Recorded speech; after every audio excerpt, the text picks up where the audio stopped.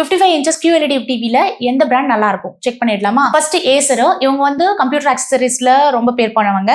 But டிவில இப்பதான் வந்து உள்ள என்டர் ஆயிருக்காங்க. சோ நீங்க அவசரப்பட வேண்டாம். அடுத்து வியூ பொறுத்த வரைக்கும் ஆல்ரெடி நிறைய மாடல்ஸ் வந்து ரிலீஸ் பண்ணிருந்தாங்க. பட் ரீசெண்ட் டேஸ்ல எந்த ஒரு ஆடோ ப்ரொமோஷனோ பார்க்க முடியறது இல்ல. சோ இதுவும் கொஞ்சம் யோசிக்க வேண்டிய விஷயமா இருக்கு. Next Xiaomi. இவங்க வந்து நிறைய மாடல்ஸ் வந்து ரிலீஸ் பண்ணிக்கிட்டே இருக்காங்க. பட் பிக்சர் குவாலிட்டி பொறுத்த வரைக்கும் மத்த டிவியோட கம்பேர் பண்ணீங்கன்னா ஓகே குவாலிட்டி தான். Next TCL. நிறைய ஸ்கேமிங் ப்ராப்ளம்லாம் இருக்கு அப்படின்னு உள்ள வந்து நிறைய போயிட்டு இருந்தது முன்ன. பட் இப்ப அப்படி கிடையாது. இந்த மாடல்ல எந்த பிரச்சனையும் கிடையாது. சோ கொஞ்சம் ட்ரை பண்ணலாம். Next Toshiba. இத நிறைய பேர் இன்னுமே டார்க்னஸ் கம்பெனி அப்படின்னு வந்து நினைச்சிட்டு இருக்காங்க. பட் இதை வந்து ஹைசென்ஸ் அப்படிங்கிற சைனா கம்பெனி ஆல்ரெடி வாங்கியாச்சு.